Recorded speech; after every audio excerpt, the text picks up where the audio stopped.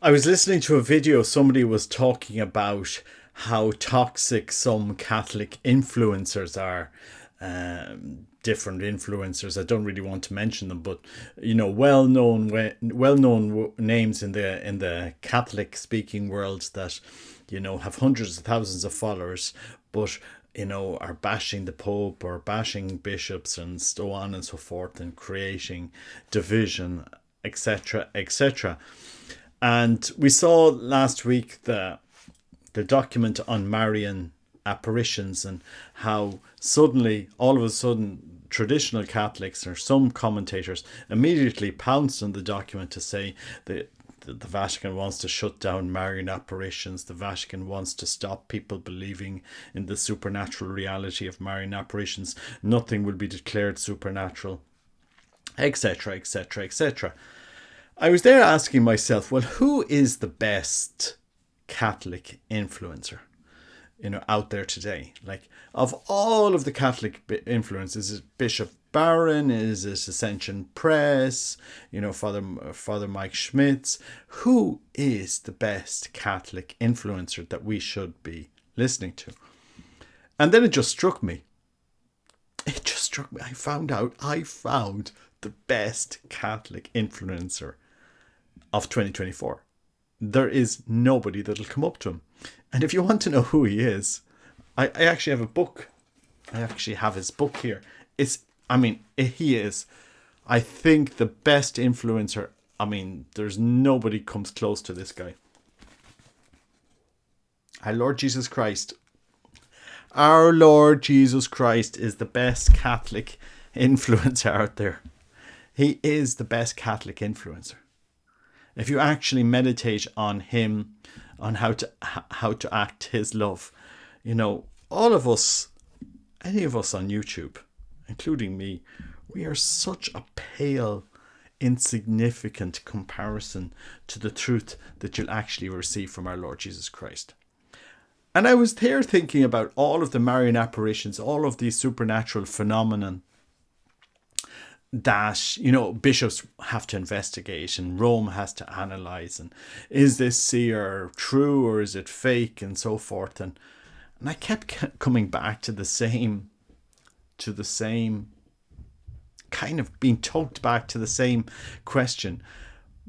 If you want to know what is the most greatest, incredible, supernatural reality, that is constat de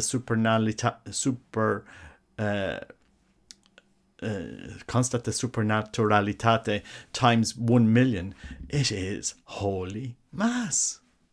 Holy Mass. We are chasing apparition sometimes. I do think heaven sends these things to capture people's attention. Our Lord would come and perform a miracle, and crowds would throng around when a crippled man is healed, or a person with the lepers were healed, or a blind person is healed. People saw cripples, people that they knew healed, the blind man that they knew healed, and this phenomenon drew a lot of crowds during the time, the miracles that our Lord did perform. And he still performs them today. These things still happen in the world, and I suppose the church will have to discern them. But in the midst of what Christ did was Christ himself. At a certain stage, after 3 years, we think of St. Peter, for example. He would have seen so many miracles. And after 3 years, he still denies him. He still denies, no, I don't know that man. I said, how could you say those words?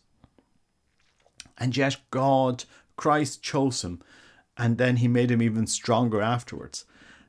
And really, I sincerely, and I know this to be a fact, and I can say this with some authority in saying that the greatest supernatural reality, the greatest mystical, the greatest thing that you could experience is Holy Mass.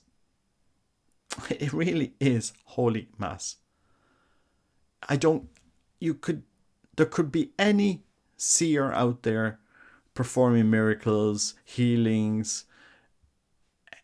I would be drawn more to Holy Mass. there's no confusion, there's no doubt, there's no question, there's nothing that can come close to the encounter, the lived encounter with Christ at Holy Mass. And I think as us Catholics, we have to form our minds and our hearts around being influenced by Christ. Let him be our Catholic influencer today. That's really my thoughts on this subject. Yeah, I think we're all such pale comparisons. I mean, to anybody looking at my videos consistently, I'm flattered. I'm glad. It helps fund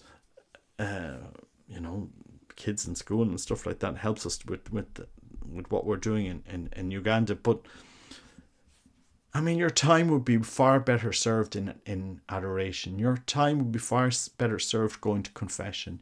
Your time would be far better served in Lectio Divina. Your time would be far better served nourishing yourself with the truths of the faith. I mean, I'm being honest here, guys. Robert Nugent channel, adoration, no contest. No contest. Obviously, if you're in the car and, you want to put something on, I'm glad. But I would ask people to go to our Lord. To please go to our Lord. And don't be drawn into the confusion too much in the church. Whatever guidelines they have in place for Marian apparitions, which I thought were okay, it's not going to stop heaven sending the message that heaven wants to send when heaven wants to send it. It's not. If heaven wants to send a message for Catholics, heaven will find a way. No document in the Vatican is going to stop heaven sending a supernatural sign when heaven wants to send that sign. But I do think it's good to have norms that help discern these things so that we're not fooled, But as regards influencers, I just thought I would ask you, let yourself be influenced by our Lord Jesus Christ. Go to him. The greatest mystical, supernatural, out of this world experience, encounter that you will ever have is Holy Mass, said by a holy priest, hopefully. A priest that says the black and does the red. If you have a priest that doesn't want to say the black and do the red, that he's off doing his own thing, just find another priest that has faith. Go to another priest that has faith. Go where they, say the Mass in obedience to the translation of bishops of the area.